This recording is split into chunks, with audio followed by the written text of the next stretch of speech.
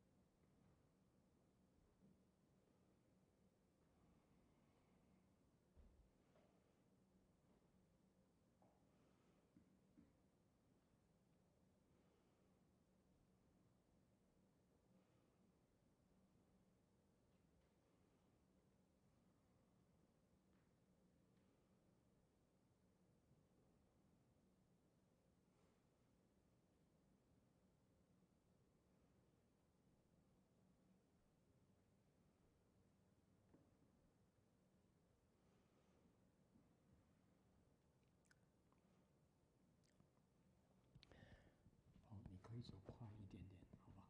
太慢也不行，太快也不行啊。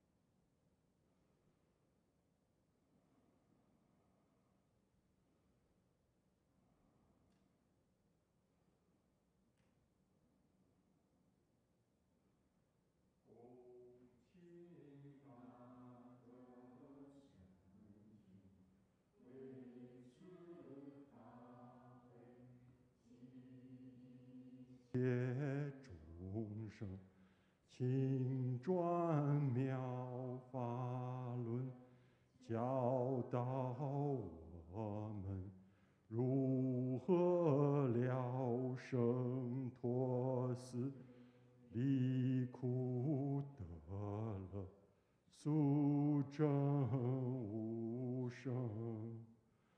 Will the Sangha with great virtue, out of compassion, for the sake of this assembly and all living beings, please turn the wonderful Dhamma wheel to teach us how to leave suffering and attain bliss and in birth and death, and quickly realize non-birth.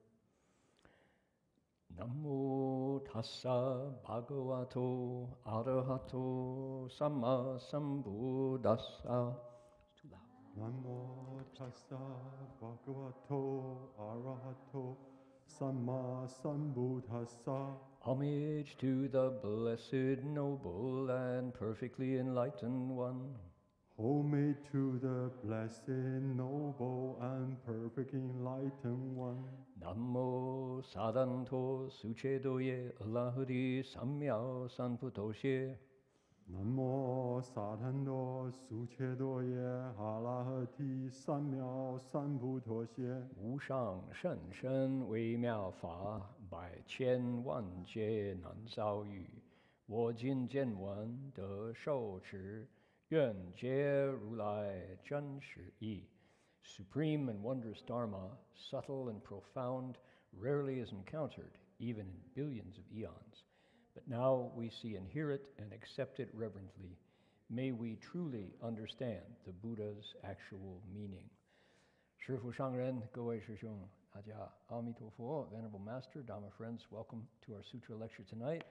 We appreciate the Dharma request by Paul and the sincerity there. We will begin tonight with an invocation bringing in the Buddhas and Bodhisattvas of the Avatamsaka assembly, which will require your participation.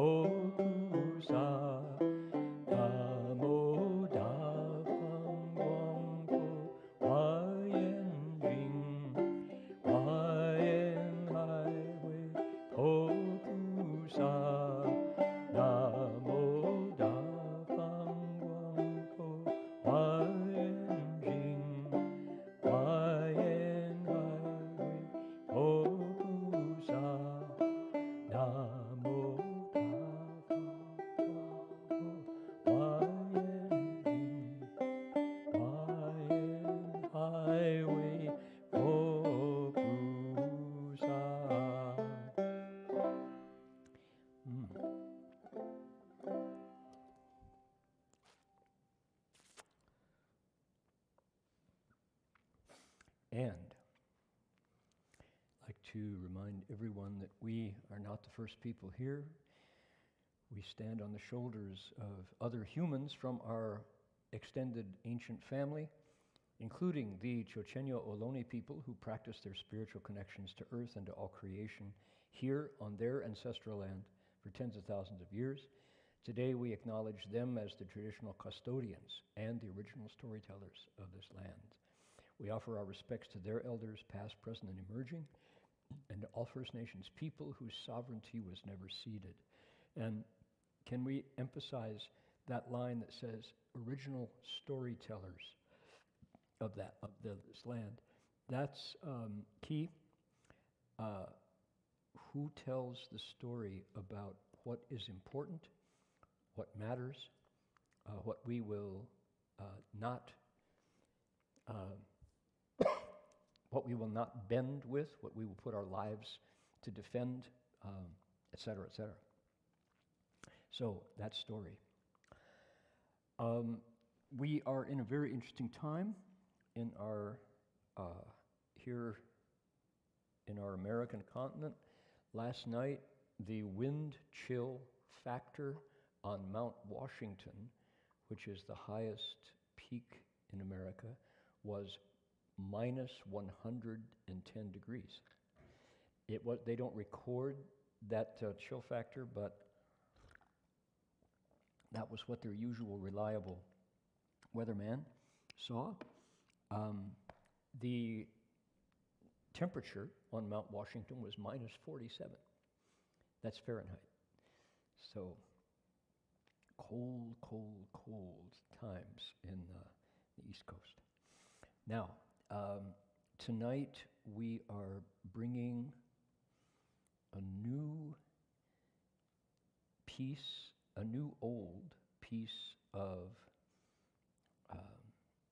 liturgy that for getting us going, getting us underway.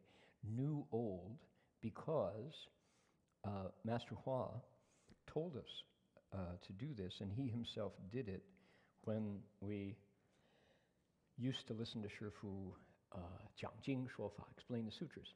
Now, it's fascinating because there's a Chinese way of singing it that is quite wonderful, quite beautiful.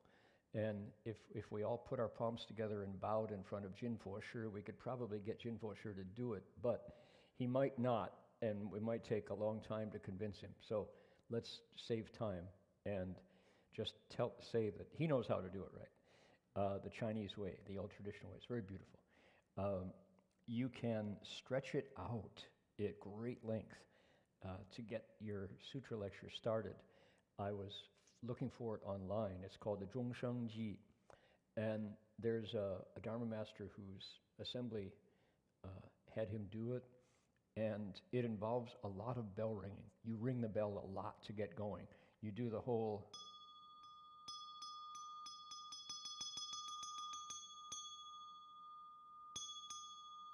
once, and then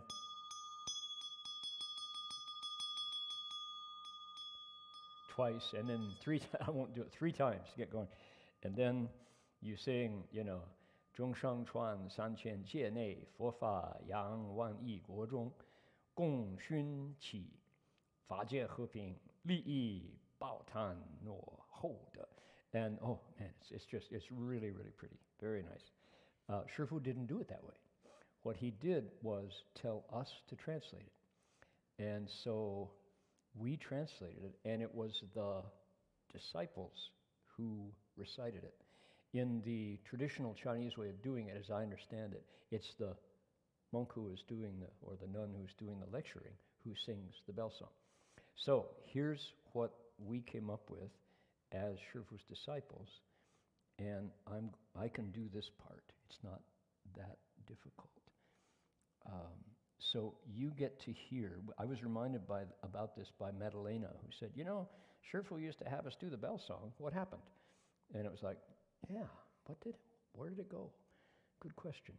So I want to, we'll try again to see if maybe the bell song can become part of our sutra lecture protocol as we start every week. Let's see what you think. It goes like this.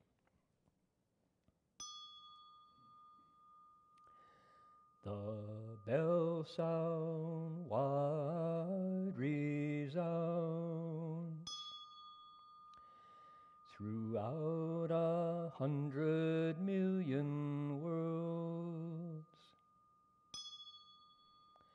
The Buddha's law is heard and spread all throughout the triple world. The wondrous sound that everywhere fills the Dharma realm with peace. May those who hear it find the strength to follow in faith the Buddha's path. Like that. And notice, let's see, I think gain the strength is probably better. Notice you hit at the end of each line, except for the very end, where you hit there, to follow in faith the Buddha's path. Very evocative there. Anyway, that's the bell song. And we might just do that every time. I don't know. Anybody remember hearing this? Guoha, you remember? 听过吗？没有啊。Connie says yes, Guoha says no. But Guoha's smiling, so. After you saying it, she knew what she was supposed to do with her hands, I guess. Wow. Oh, 合掌吗？怎么样？ Yeah. So, microphone coming here. So, Guoha, tell us what you remember. We're trying to figure out how to do this. So this is a group, 我们大家一起同心协力啊，集思广益。But then the microphone has to go under your. There you go. Yeah. 但是你是你把的时候，你一句话，好像我这样。Oh, you have to do a half bow. I see. Okay. So, the last time this was done, I don't know if we ever did it at Wanfocheng. We used to do it at Gold Mountain, so it's been a long time. So, anyway, this is the bell song, and it's meant to accompany the. 军佛是那个声音不亮，还好吗？可以听得到啊，听得到 ，OK， 好。So that's the bell song, and it's supposed to be according to traditional, the part of the. 金佛是你不会念那个中文，你不会唱啊哈。等我们下个礼拜或者再下个礼拜，我们再试一试哈。或者你也可以教我怎么唱，也可以，也好。没有，我是用那个占佛记来唱。占佛记哈。占佛记。OK。那这个是那个中的记诵，这个加不太同不太一样。Yeah, 不太一样, right. A lot of it is 不太一样. There's, yeah, so not quite the same. We're working on it, right? Now, there's a, I won't take us out to the it's going to take too long if we go out. So here's the thing, and this is significant for understanding how our teacher taught the Dharma.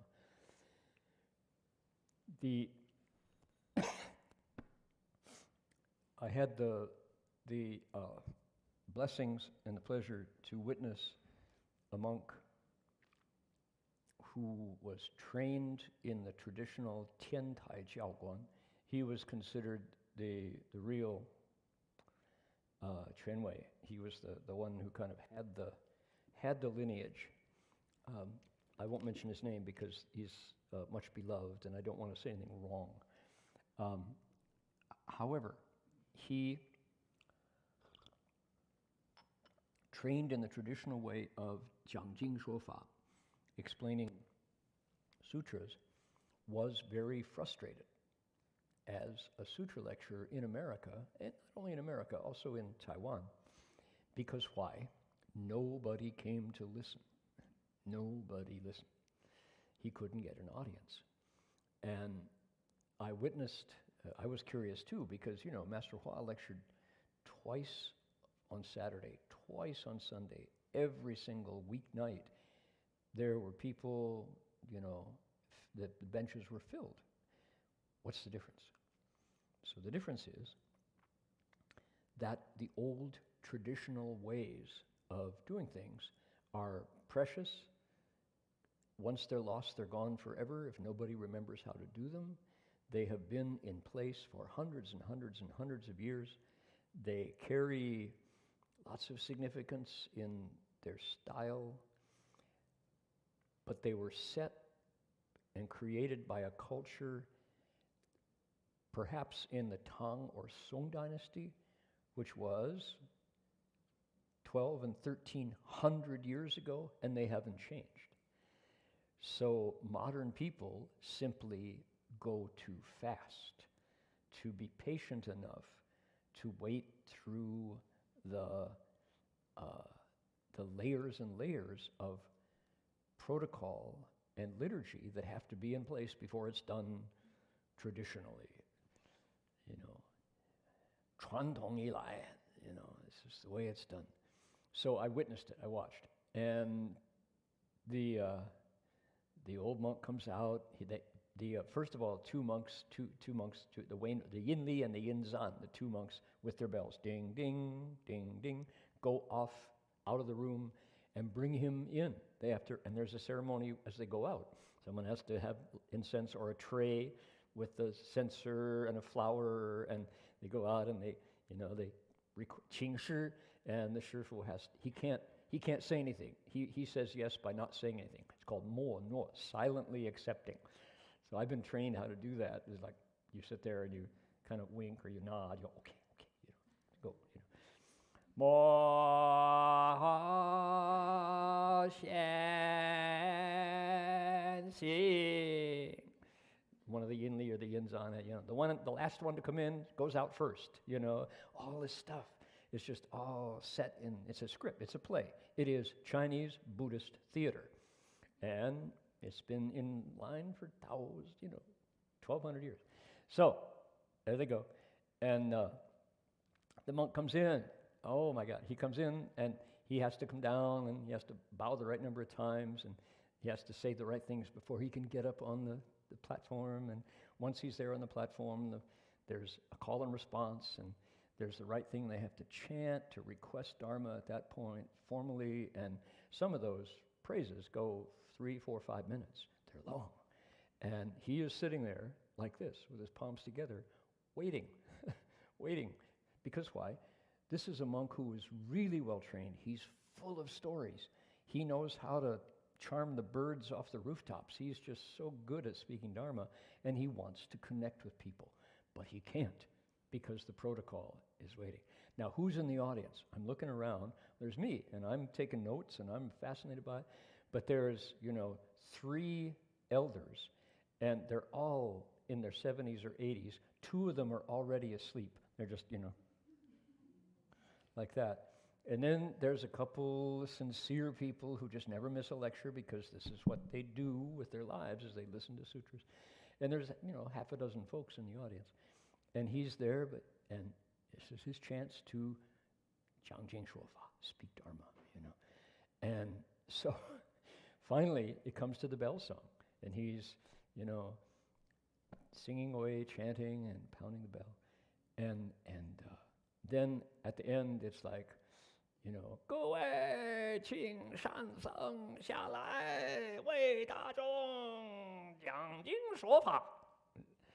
And it's very, it's precious. It's a kind of cultural relic that when it's gone forever. Nobody will, But the problem is that it is not something that people have time to listen to. It's just too slow.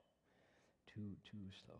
And so this Shifu, knowing this was the case, wanted to keep it as part of something we did, but translate it.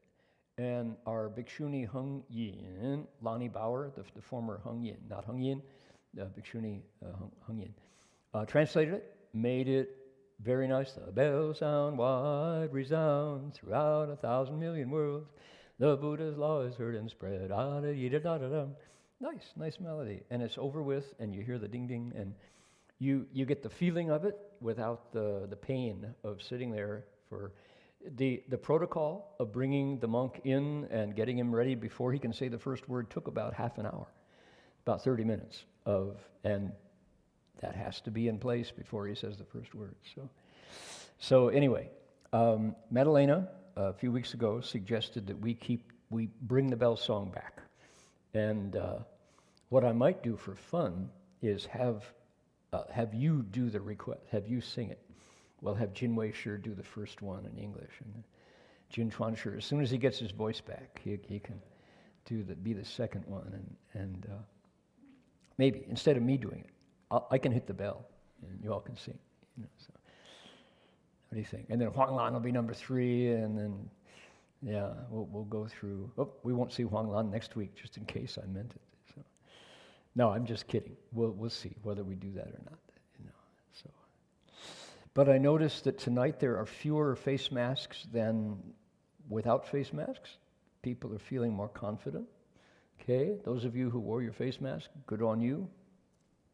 Hang on to it. But we're bit by bit getting more confident. Notice my voice is back. Last week you could barely hear me. Took me about 10 or 11 days to get through the flu, serious flu. So the flu is here in the building somewhere. So if you got your face mask on, good thing. These, if you don't have it on, those are electronic face masks, those great big filters. That's what they're there for. So, all right, hey. Here we go. The last 2 verses of our sutra. Ready? Here we go. Is that clear? Can people see? Good? Here we go. Puti wu lai chu. Puti wu lai chu. Yeah, the chu is missing. We're missing one word there. One more time. Puti wu lai chu. Li yi che fen bie. Yun he yu shi zhong. 自言能得见 Bodhi neither comes nor goes. It exists beyond such distinctions. So how then can someone say they perceive it? That the rhythm is not there, but let's take a look. Here we go. Puti, Bodhi, that awakening where you and the Tao are one. Wu does not, has no, lai, coming, chu, has no going. So Bodhi neither comes nor goes. Li, free from, away from, gone. Yi che, all, fen bie, such distinctions as coming and going. Bodhi has nothing in it that you can measure. It came, it left, it stayed. That's not the way you measure enlightenment. So it's free from time and space. Bodhi exists apart from time and space. Yunhe, say, how, yu shi zhong, amid the coming and the going, 自言能得见, could you say, I saw it? Okay. Self, say, see this one, say, right there? That one? That's a mouth with words coming out of it. Isn't that cool? All of you Chinese, students of Chinese. Self, say, able, get to, see. Here's an eye with legs on it. So when you see something, your eyes run out, and you see it, and they come back. So, Bodhi doesn't come and go. It's somewhere beyond coming, going, time and space. So, how could you ever say you got enlightened? That's interesting. So, there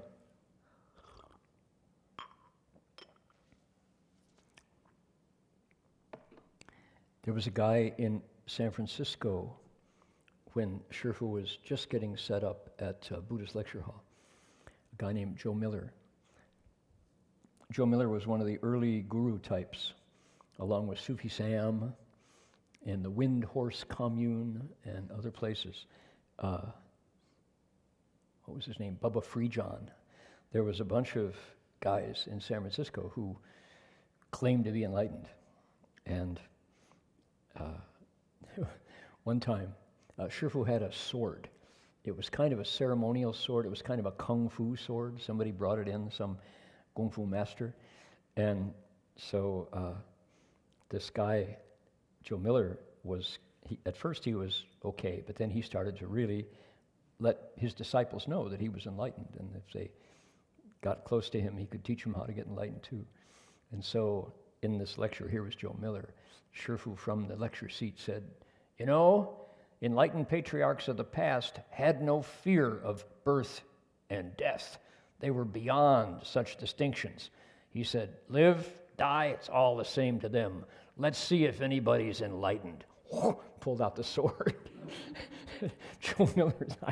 He stood up, quickly exited down 4 flights of stairs. So how can you say that you're enlightened? How can you say that you see Bodhi, that you see enlightenment? You can't, says our Bodhisattva, whose name is Forest of Knowledge.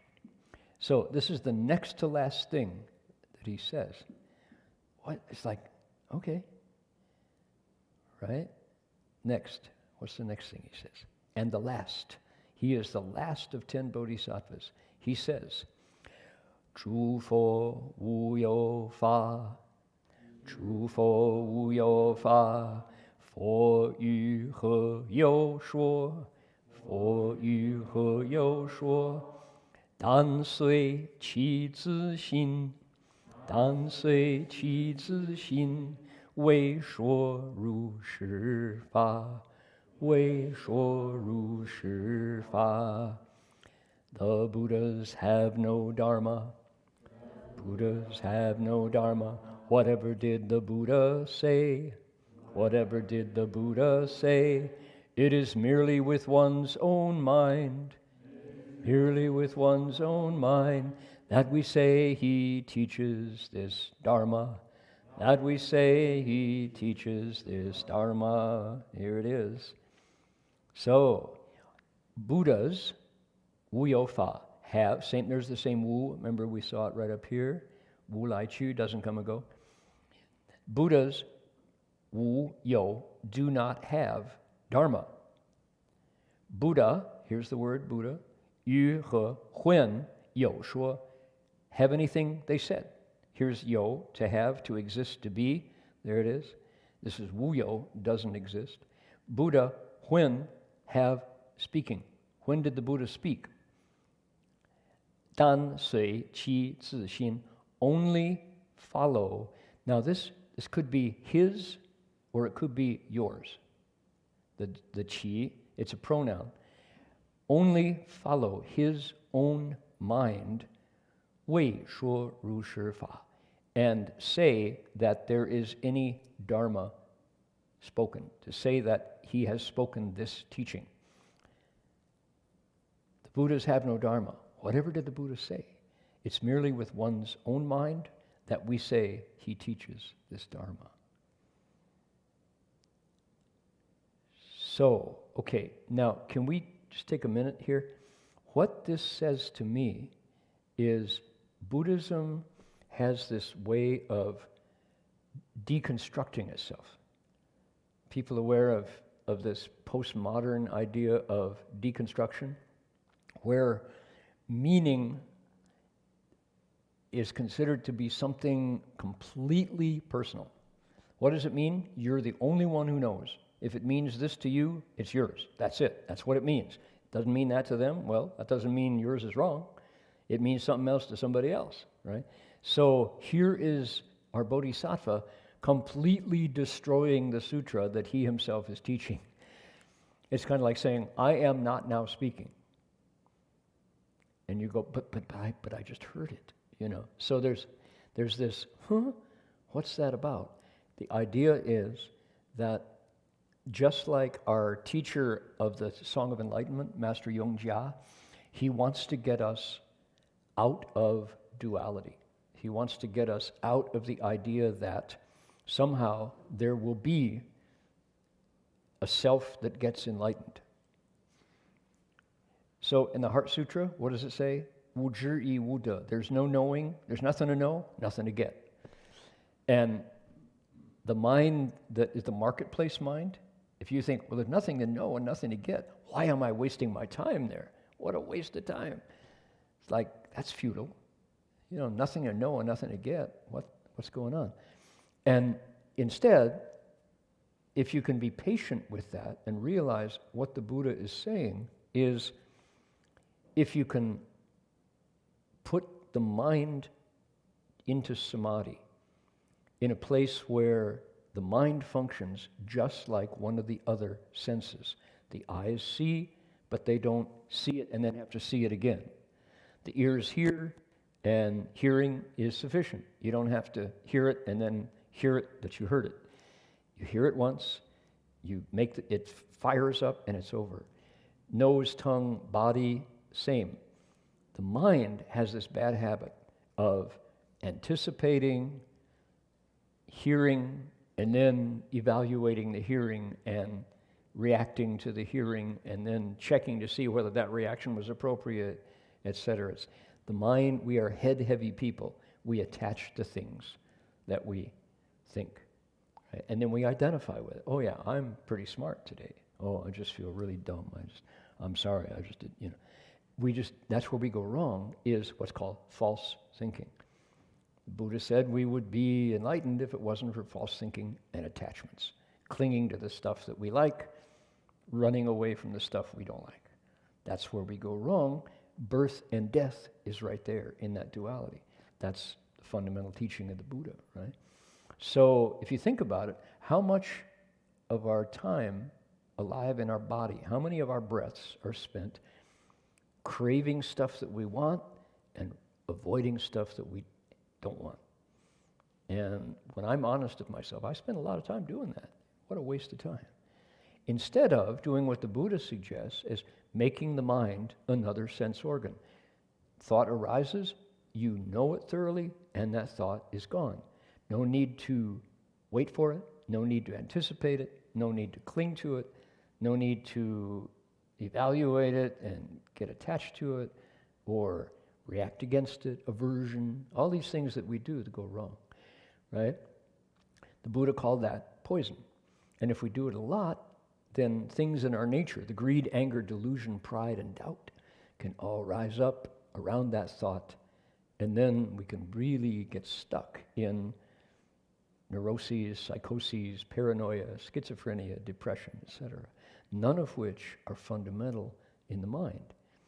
So the Buddha would say that false thinking and the self that is the decider, me and mine, you and yours, love and hate, right and wrong, that's the thing that goes wrong.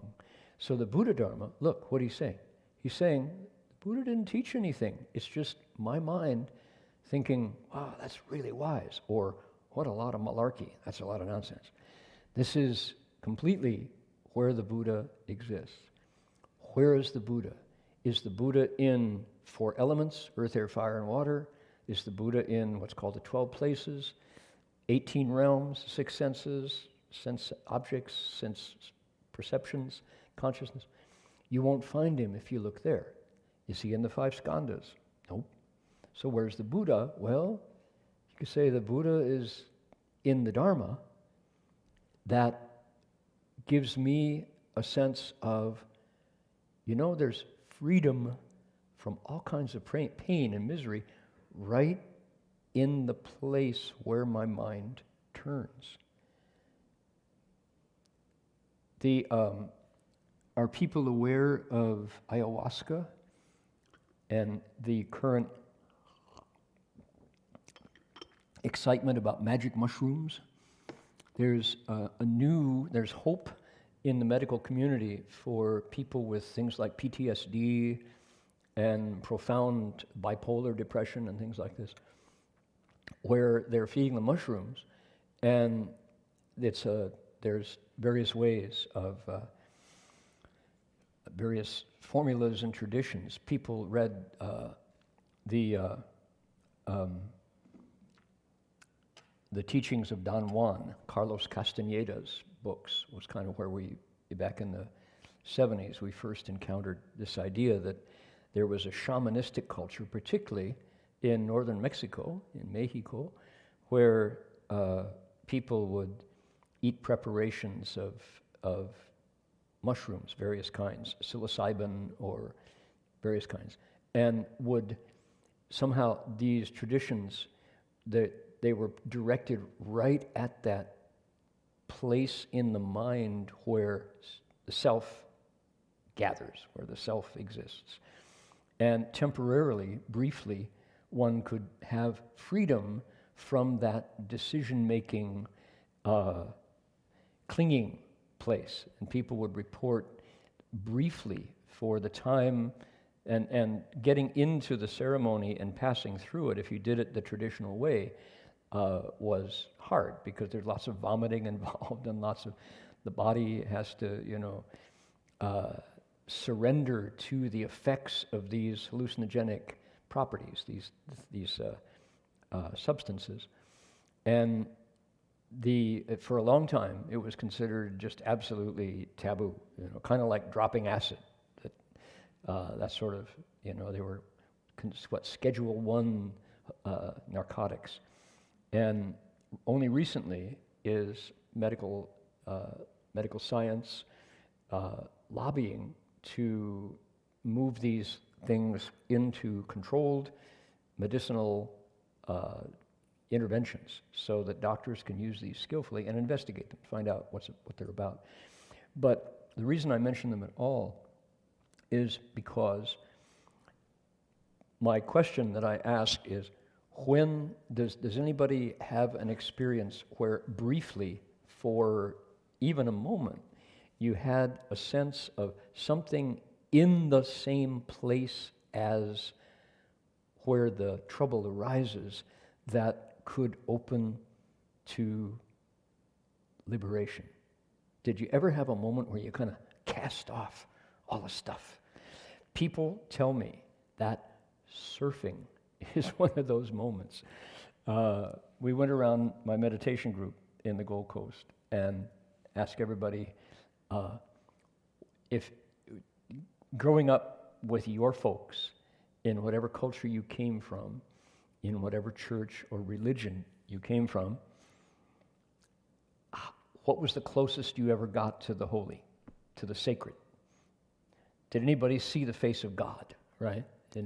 Seeing if anybody would go for it.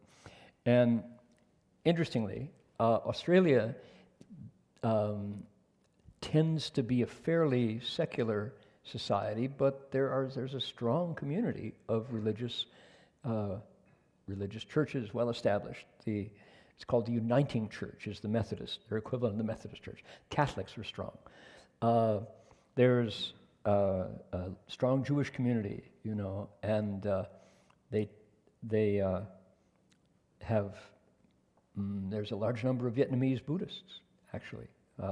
There's an entire city down in Sydney called Cabramatta that's entirely Vietnamese. Street signs, restaurants, the mayor, are all Vietnamese. So there are religious communities in Australia, but by and large, folks tend to look elsewhere for strength other than, the church's one foundation is Jesus Christ our Lord, as I grew up in my Methodist background. So around the circle in the meditation group, tell me about your experience with the sacred. And to my surprise, there were 4 or 5 folks who said, well, probably before dawn, on the board, at where the waves are breaking, waiting for the curl, and out on the board, beyond the reef, where the waves are breaking, waiting for the right set to come in. There were guys who every morning, they're craftsmen, tradesmen, every morning before they go to work, they're out in the water on their board for 40 minutes catching a wave. Then they come in, the sun rises, and they go to work every day. This is something they do, and they say, yeah, that's as close as I get to God, is when I'm riding a wave. And this, I grew up in Ohio. We had Lake Erie. You didn't surf Lake Erie. So to imagine what that must do in light of our verse. The Buddha never spoke Dharma. It's just your mind making that discrimination that the Buddha exists. So what does that say? Take a look. The Buddha has no Dharma. What did he ever say? In other words, that's rhetorical. In other words, the Buddha said nothing, right? It's just your mind that says, yeah, I heard the Dharma. Okay, what I interpret that to mean is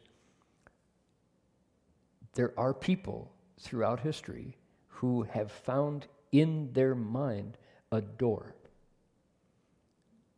to liberation, and it's enough that they can cultivate the Dharma and find a way to get through that door. And it opens and opens and opens.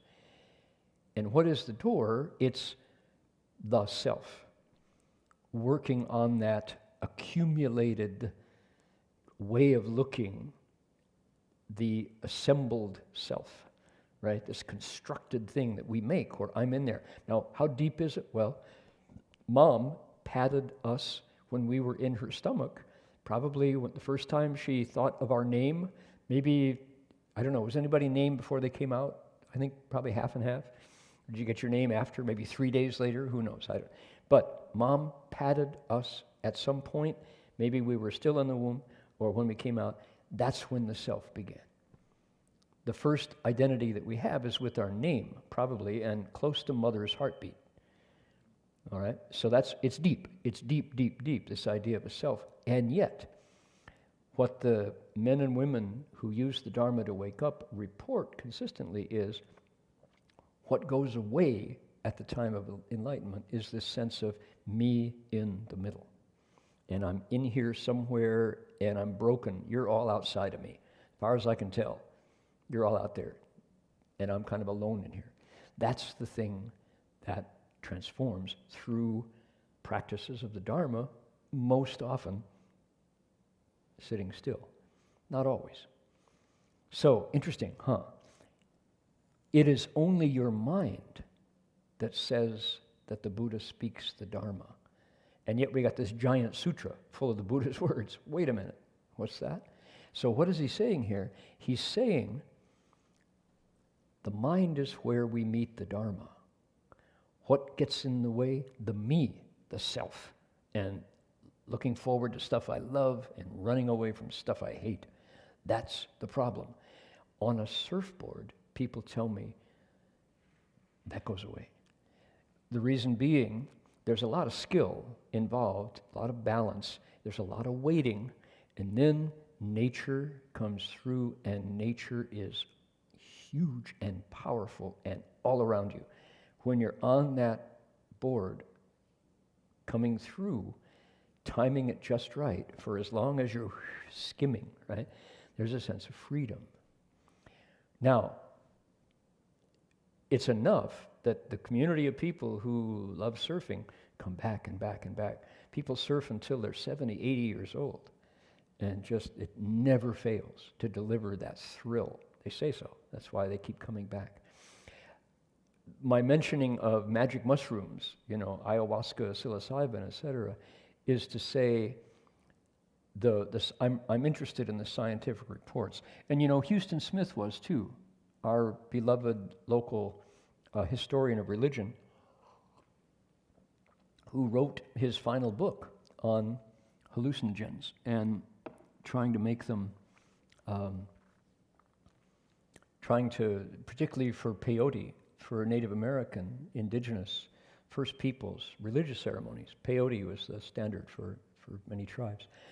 Michael Pollan, who, another Berkeleyite, lots of Berkeleyites in this front, wrote a book now about the ingesting of substances to seek God. The problem where it differs from the Buddha Dharma is that it wears off. It's external, And yet, particularly with ayahuasca, in terms of healing modality, they say that people who have been through a wound in their mind, PTSD, for example, post-trauma stress disorder, they say that, let's say, we have in our community in Australia, we have a dear friend who's a regular Sutra listener who was a ranger in the Australian Armed Forces, and then was a military policeman as well for years. And he reports that in the military, the training they receive says that even witnessing violence done to others can bruise the mind. It's just like, it's a trauma. So people who witnessed the horrific, brutal beating to death of Tyree last week that was shown over and over. Everybody, the number of people who watched this young man be brutalized by Memphis police and then died of his wounds, as many people who saw it, there were many people who said, do not watch this, do not watch. Because according to our former ranger, he says, even witnessing violence, much more so being the victim or perpetrating it, can wound the mind just like spraining your ankle. And you have to recover. That's called post-traumatic stress disorder. So what medicine is finding these days, the first steps is, and I believe some states, Oregon, some states have already legalized the use of these, to intervene to heal that place that therapy wasn't reaching. So interesting here to think that what is where's the knot in our structure? Where's the virus in our computer of our mind that where things go wrong that creates what we call issues? Oh, well, she's kind of hung up. Or, well, you know, that person's got, you know, there's something wrong. There's sort of they're off, you know.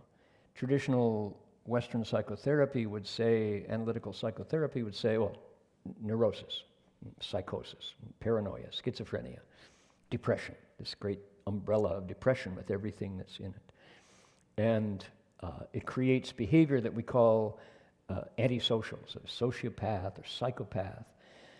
In general, it's the Buddhist term for this would be affliction. And affliction is the umbrella term that would cover all of these places where somehow our mind has gone wrong.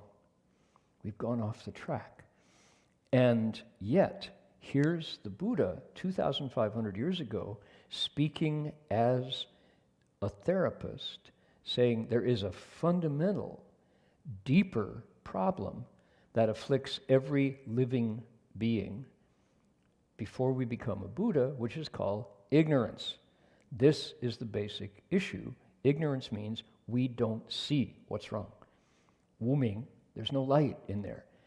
Then you start to unpack the ignorance and you say, oh, right, well, this is caused by false thinking and attachments and affliction and emotion and delusion and greed and anger and stupidity, and pride and doubt.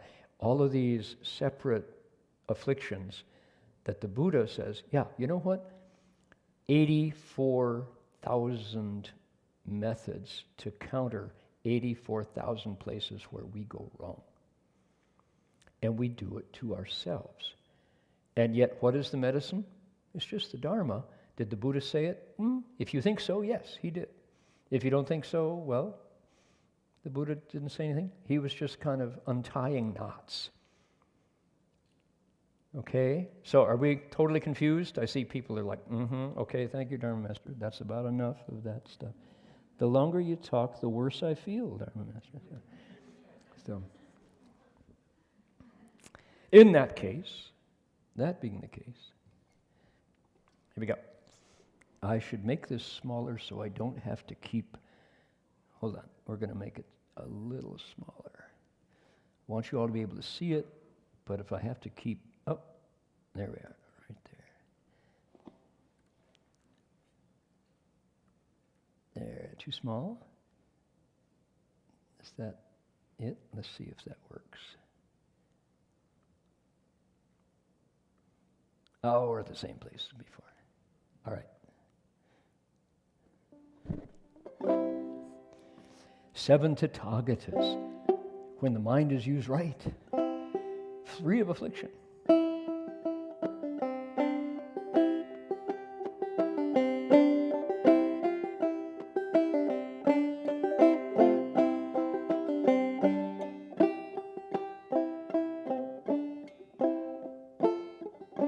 Here we go.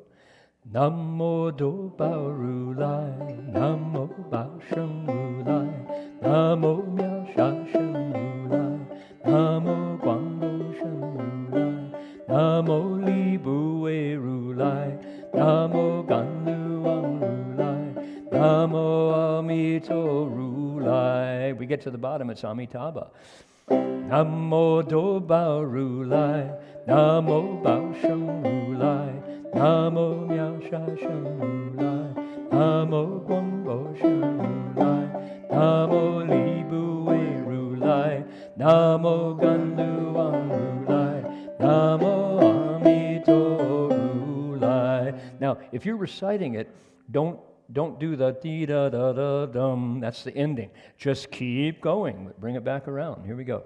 Namo Do Bao Ru Lai, Namo Bao Sheng Ru Lai, Namo Miao Sha Sheng Ru Lai, Namo Guang Bo Sheng Ru Lai, Namo Li Bui Ru Lai, Namo Gan Luang Ru Lai, Namo Amito Ru Lai.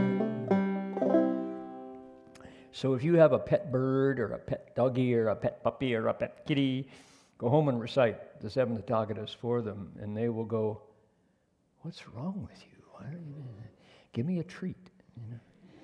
So, yeah, I recite for my birds, and they're like, "He's almost done." Okay, here we go. So, if you wait long enough, he'll give you something to eat.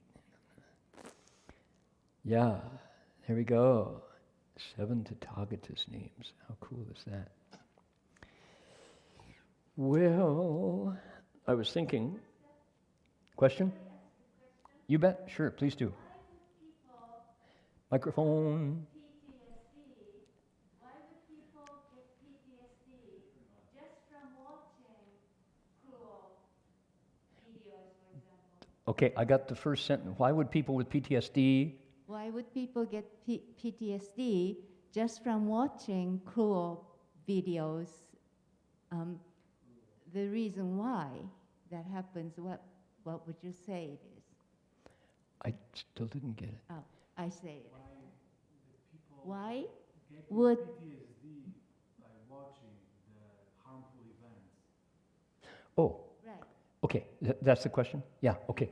What I understand, okay, so what Ben, our friend in Australia, who's in touch with the research, because why? What they're discovering is the suicide rate in Australia among returning servicemen and women is like 5 times more than deaths in combat. Returning military in Australia to this day are killing themselves. And it's the Department of Defense doesn't talk about it. Now this is Australia, and Australia's relatively small data sample, so they have the figures. In the US, I'm sure it is identical. They just don't talk about it.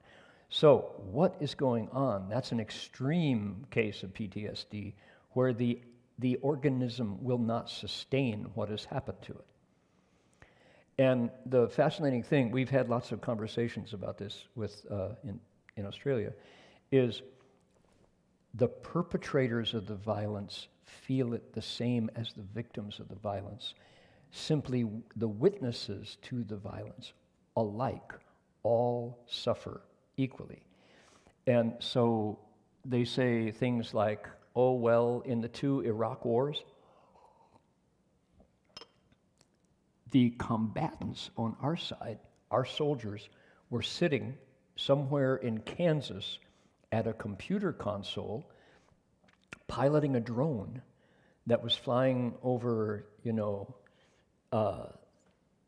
Baghdad, and pressed a button, and somebody down on the ground died. The person pressing the button experienced PTSD. Having killed remotely over a computer monitor, the result was the same. Now, where this goes, your mind just goes, is how many of us have sat at a video game console and killed hundreds, if not thousands, if not tens of thousands of bad guys. It's all virtual, until, oh, suddenly I'm wearing a military uniform and I'm actually holding high explosive munitions in a drone, and the person I'm destroying, the people or the car or the tank or the whatever, is real. You know, what's the difference? Well, apparently it's different, and we know the difference. And so this is, you know, there's no hard research here. So I can't, you know, you ask what is the difference.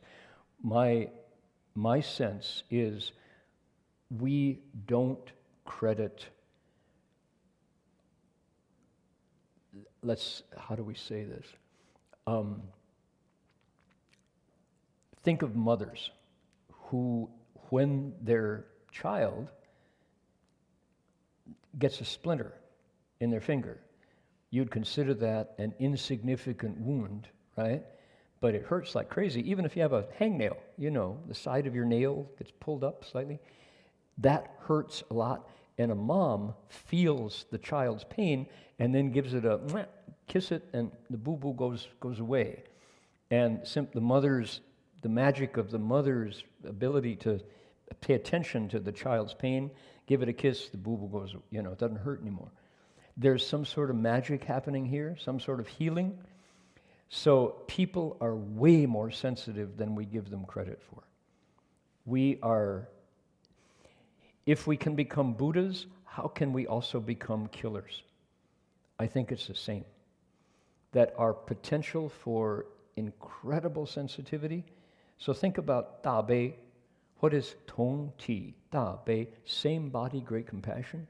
This sense that when the self is gone, this very same thing that I'm talking about, this constructed knot at the center of our awareness, when that is transformed through gradual cultivation, precept, samadhi, and wisdom, you feel the same body with everything, not just every one, but everything.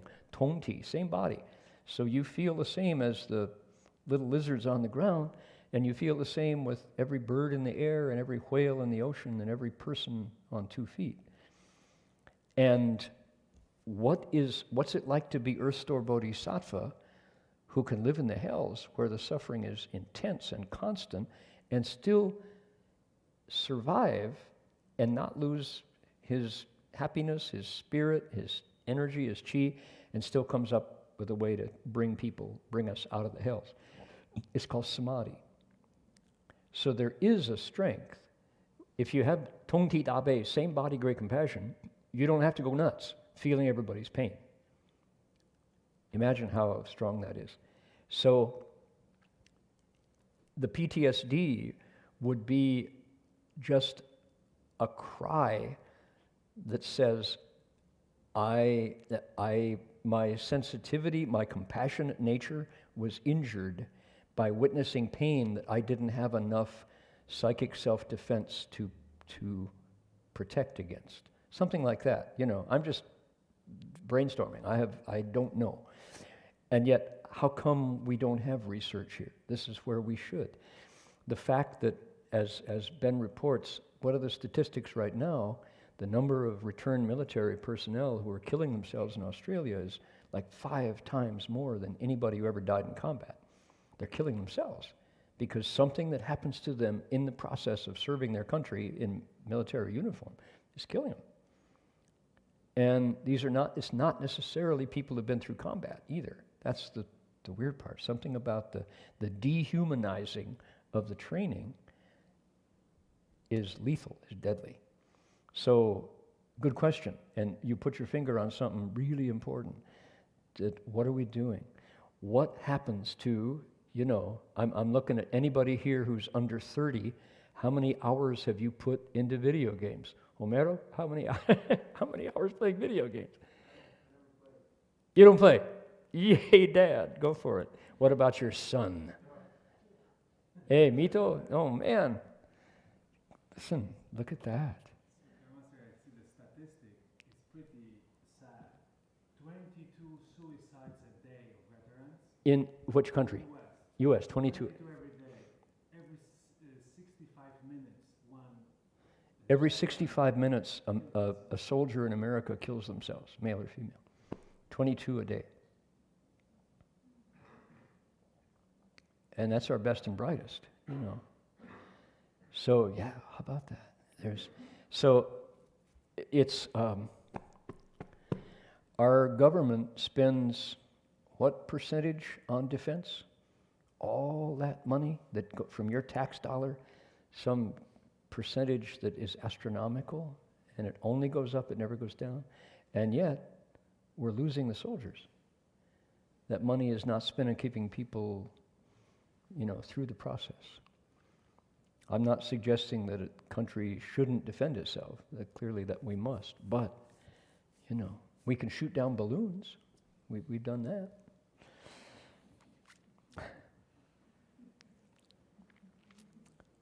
Amitofo. So yeah, we don't investigate compassion.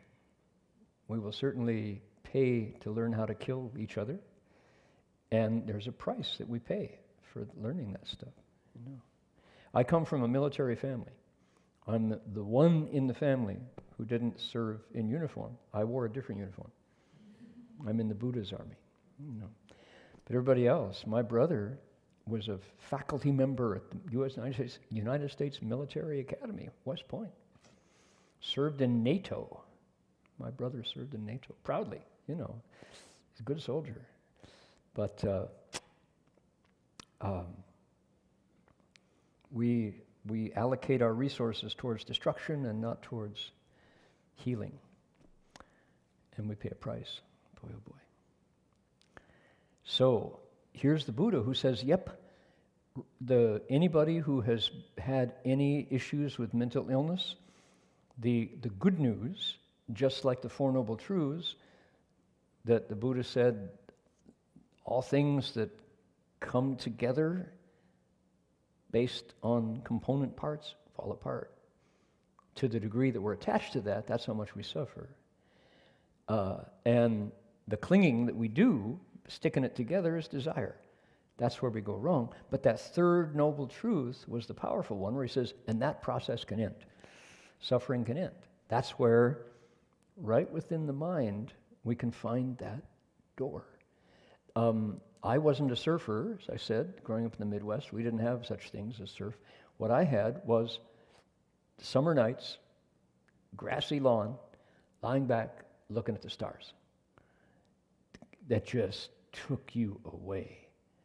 Just you think, wow, each one of those stars might be like our sun, and there might be planets around it, and it might, you know.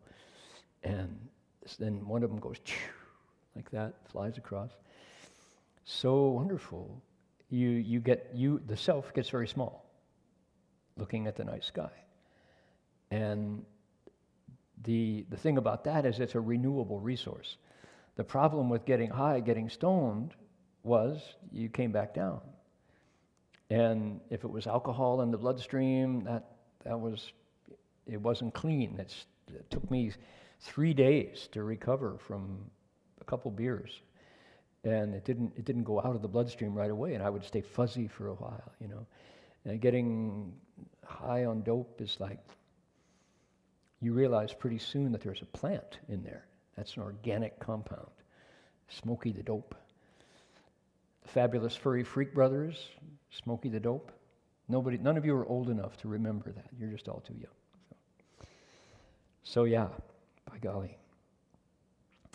Now, I wanted to share something that occurred to me. I looked at my earliest notes from when we began this chapter 19 and chapter 20, and the earliest notes included research into Master Chengguan's explanation in the Huayan Suchao of this chapter.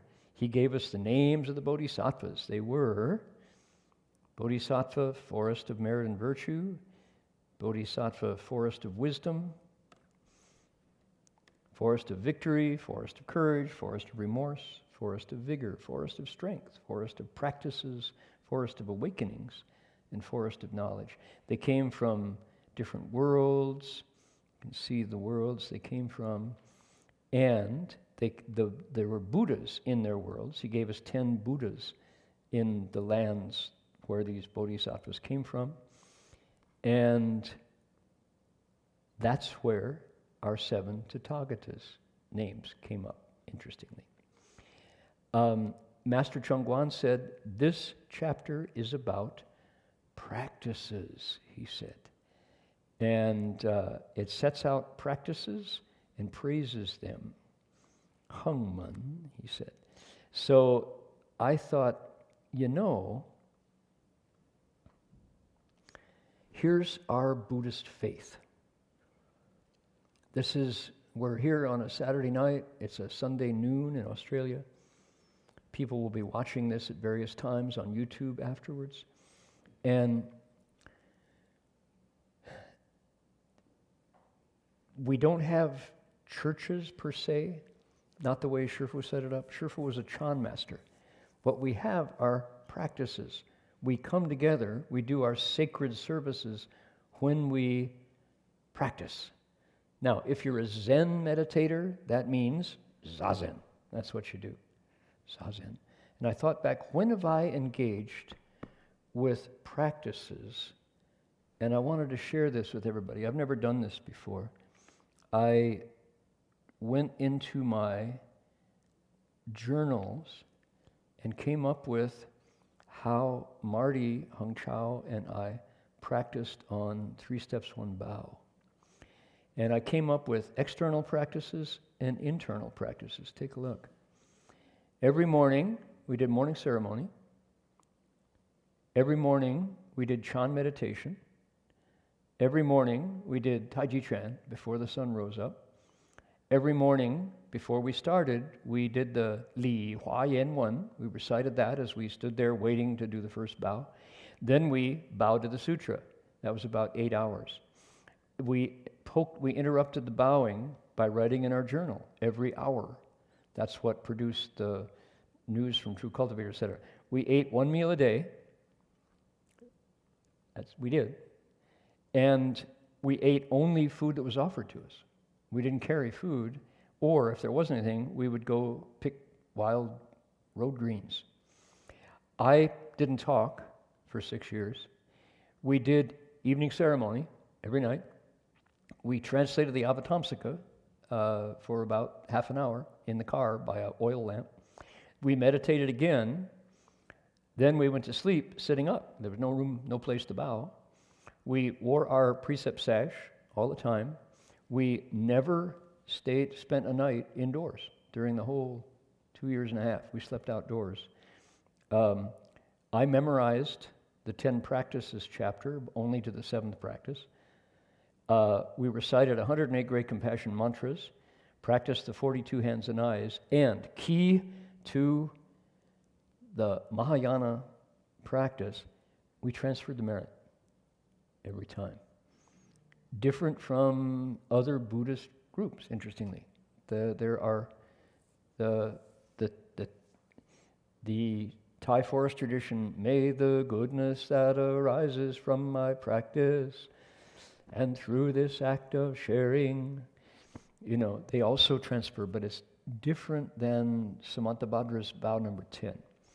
All right, these are the external practices, but I wanted, and I'm looking out at people who are vigorous practitioners here sitting in the Berkeley Monastery and people online.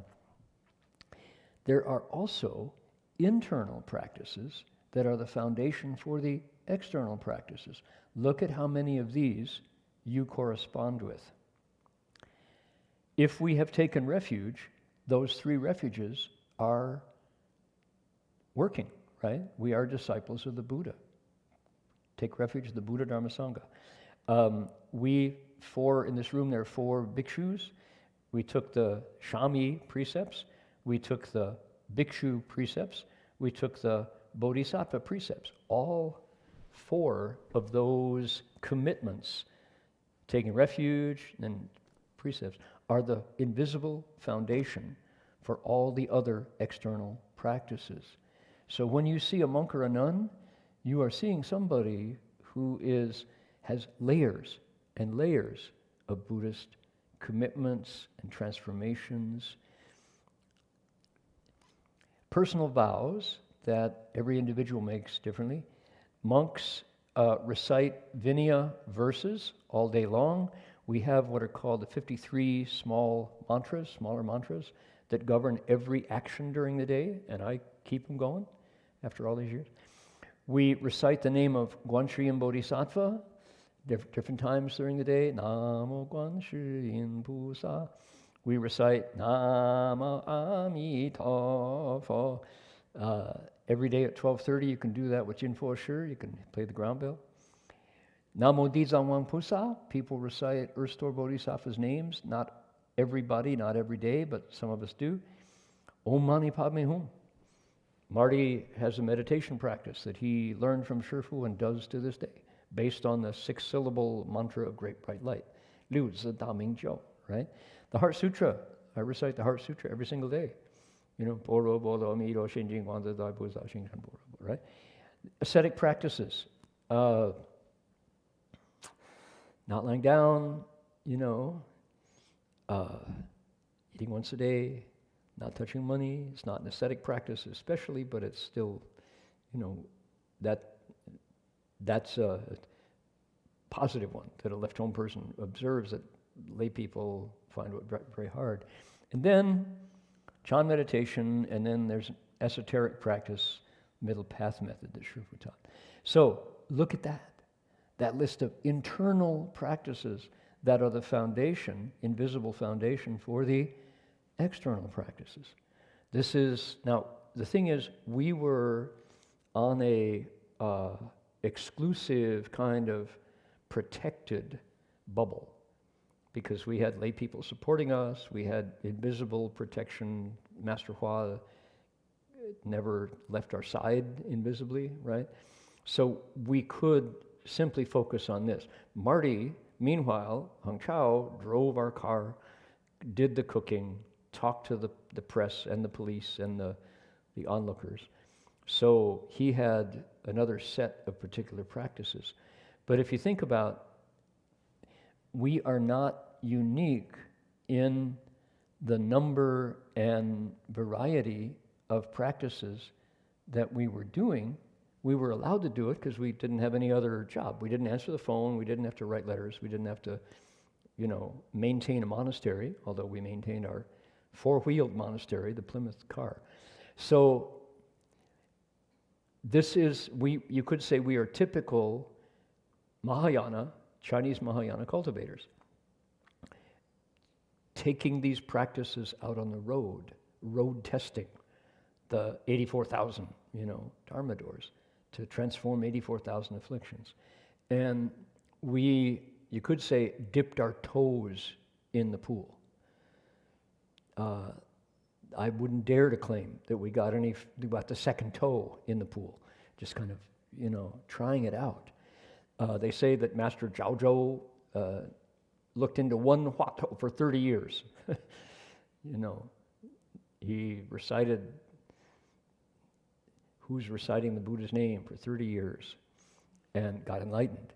Some people might say, wow, you scattered all over the place. What happened to Iman Shenru? Just deeply enter through a single gate. Well, yeah, good point. But when you add them all up, that's a lot of practices to be a Buddhist monk. Now, Buddhist lay people, that list, I'm sure, sitting among us tonight, there are people who do half of those, easy, every day.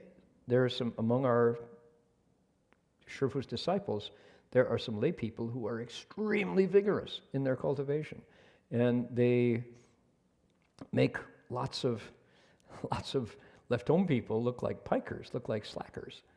So it's not the case that lay or monastic have exclusive practices. Certainly the sets of precepts are, but you can, even though, as our sutra said in the last verse, the Buddha said nothing, from that point of view the Buddha said, at the same time, there's sutras after sutras of the Buddha's specific teachings saying, you want to untie the knot of the self in the heart of your misunderstanding of what you're really about here, try this. If that doesn't work, try that. And try it until you can tug at the knot and pull that strand, and the whole thing falls apart, and you're face to face with your own Buddha nature.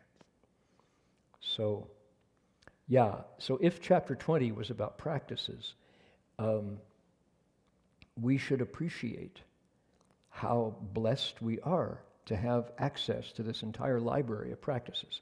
There are Buddhist traditions in the world where lay people are expected to do what? Support the monks.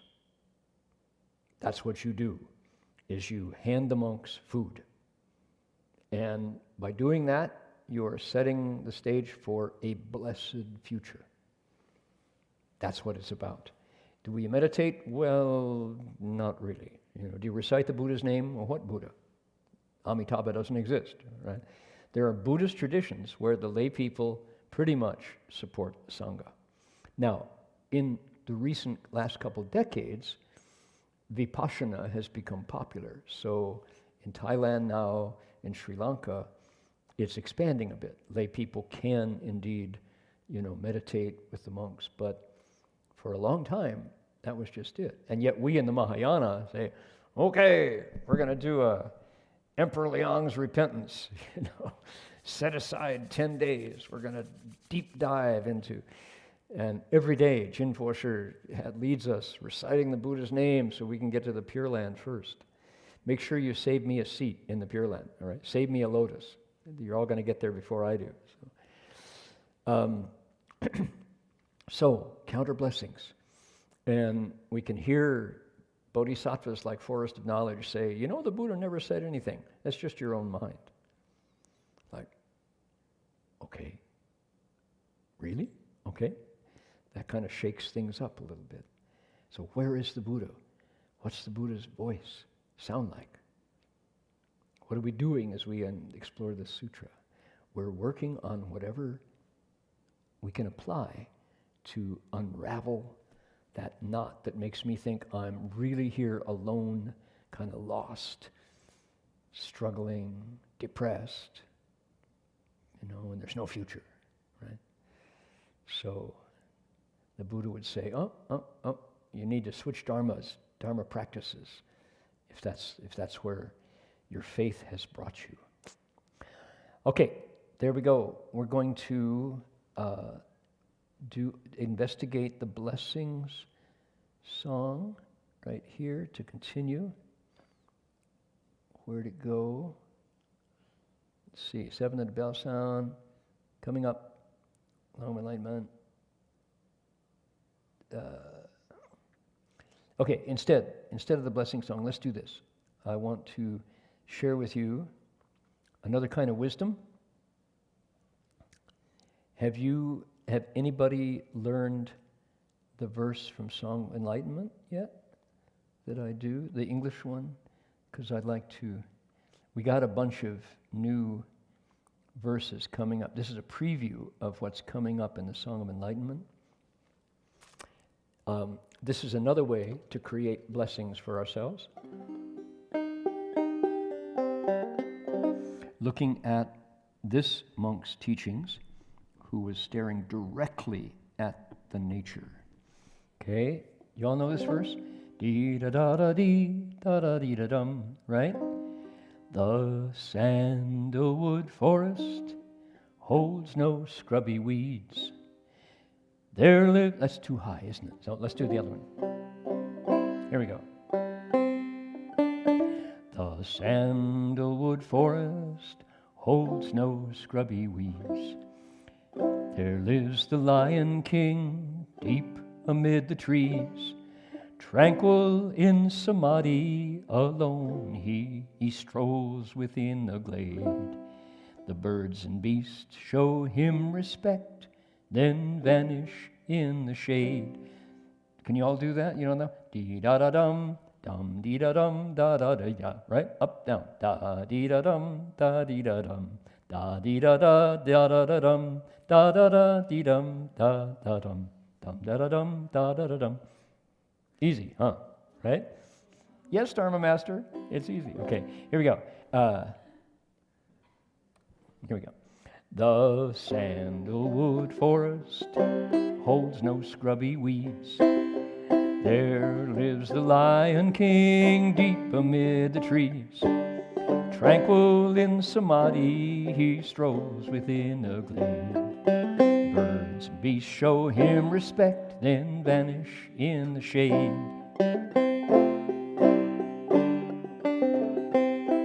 Next, the lion's cub at 3 years old makes a grown-up lion's roar. The cries from all the other beasts simply can't compare.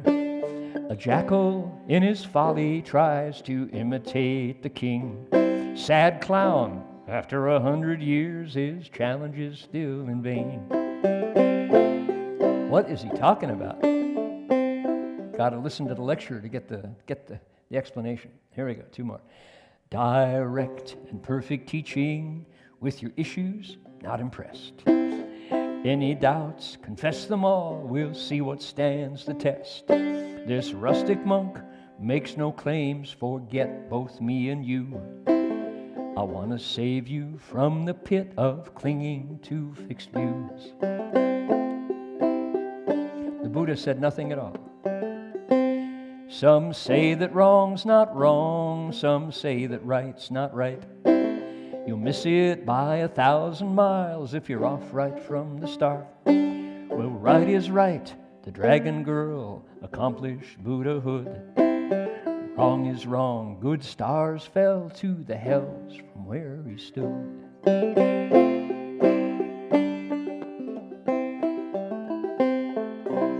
This is so interesting. His verses are getting really complex at the end. This is number 46 to 49 out of 63. We're 2/3 of the way through. So, Homero, we might be considering committing this to tape at some point. So we're getting there, almost done. But look at how, the Lion King, really? Disney? Does Disney know about this? And then the lion's cub. What's he talking about? He's talking about the Buddha, the Buddha's position amid living beings and all the other contending religions. And then he says, this direct and perfect teaching doesn't care about your issues. Do you have any doubts? Just spit them out. We'll see what's real and true. I'm not going to make any claims. Get rid of me and you, the self in the middle. I want to save you from the pit of clinging to fixed views. It's like, oh, thank you. And then this just destroys the entire Republican Party. Just right there, right? Trumpism. Some say that wrong's not wrong. Dr. Fauci, he actually did put a little computer chip in every vaccine shot. You know that. You got a computer chip in your brain from courtesy of Dr. Fauci. That can't be right. But there are elected Republican officials who will tell you that that is the truth. So you'll miss it by 1,000 miles if you're off right from the start. Right is right. The dragon girl could become a Buddha, but good stars who cheated fell to the hells right where he stood. All right, there you go. Song of Enlightenment. Very powerful stuff. Very wonderful. So, we're going to wind up here. And one more thing I want to share, which I prepared here. 2 more things, actually. Good Karma music story from Las Vegas. She gives away what she doesn't use to people who are in need. I see a person walking in the pouring rain without an umbrella, I give them mine. I offer my jacket and a tent to an unhoused person. I cover homeless people sleeping without a blanket in winter with a warm quilt. It's not the case that I hold on to possessions thinking I might need it later. I give them away without hesitation. Okay, a selfless individual. The thing that I wanted to share is right here. There we go. This will be a surprise for Jinchuan and Jinwei. Here we go. This is a slideshow. Can we turn you can see good enough here? Redwood Vihara, Boulder Creek, construction of the Buddha Hall from car park to sacred space. Across the bridge, heading into Redwood Vihara.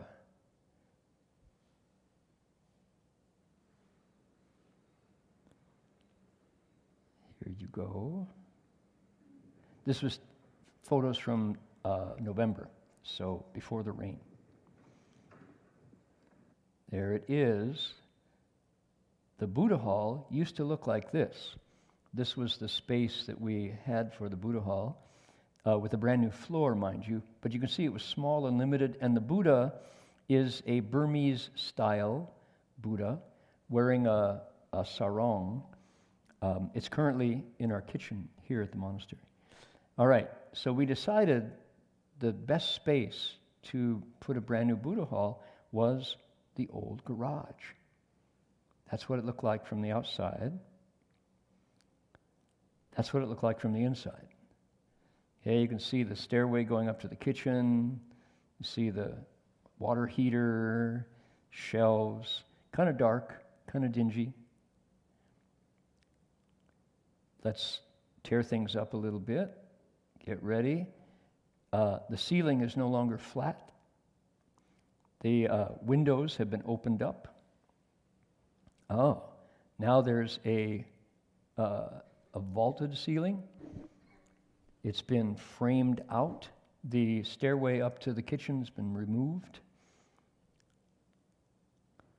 Okay, look at the vaulted ceiling. And there's a rose window. There's windows open here to the evergreens, to the redwoods, and up above as well. You can see up here. New paint job. Glass sliding doors that allow outside to come inside. Quite wonderful. You really have the feeling that inside and outside are kind of merged. Very sacred sense of the power and majesty of those trees outside. There they are, the magic of the redwoods.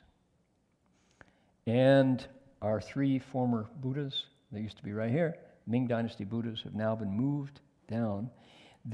Notice up here, the rose window has not been filled in yet by Serenity Glassworks, Carolyn Hansen.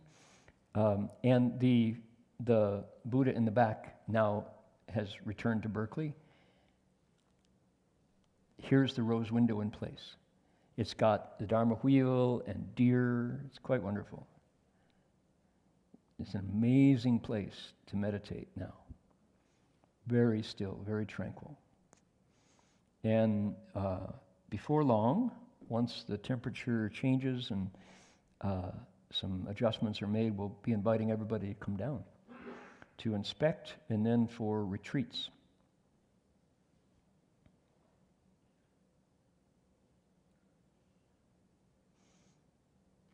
Here are the Buddhas.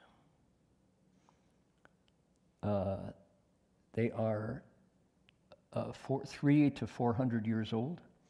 Ming Dynasty Buddhas. They've been through lots of bumps and bruises in their 350-year lifespan, but they carry an amazing power of stillness and encouragement for us to put our practices in place to untie the knot of the self. And here's what it looks like now from the outside, transformed. So, former car park, current sacred space, Buddha Hall, under the redwoods. There you go. Just wanted to share that with folks. You'll have to come take a look. Jun Chuan, Jin Wei, any comments before we put that away? You need to come and see. What's that? You need to come and see. Come and see. Indeed. Yeah. Okay.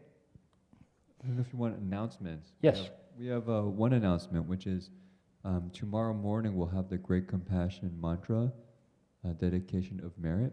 We postponed it a week because some of us were a little bit sick.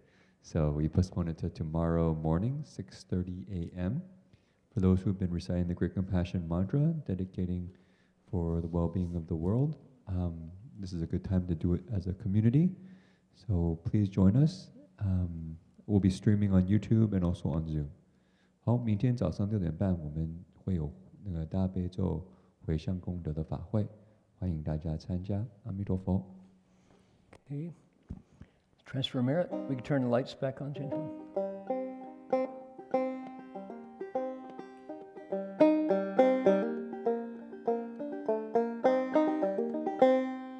Om Namo Bhagavate Vaisajya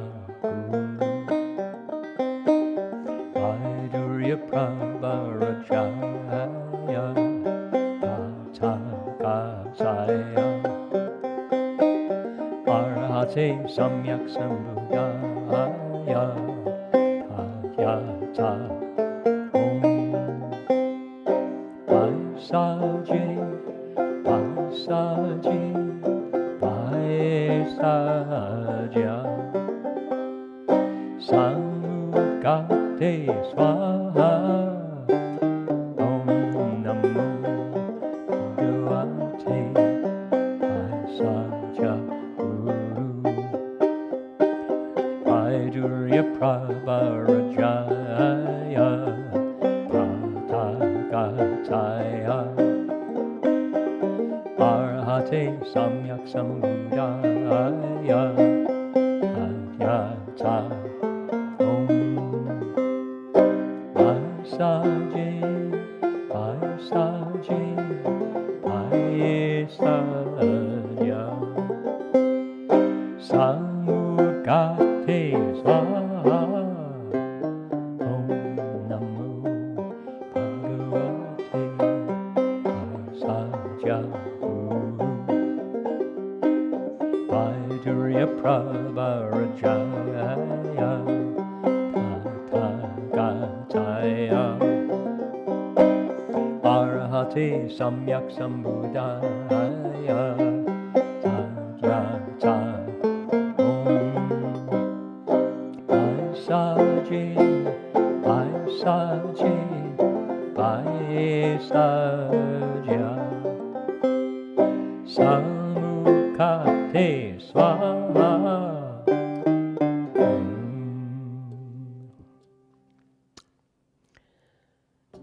Take that, you viruses. Okay, shall we bow to the Buddha? And we'll let our bell be heard. Here we go, first bow. Second bow.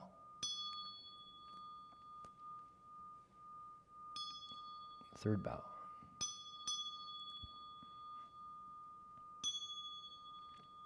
Half bow. Bow in respect to the Venerable Master.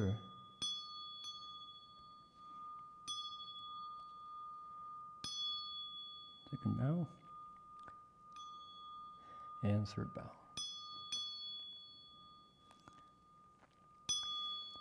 Okay, that will do it for us for tonight. Amito for everybody. See you next week.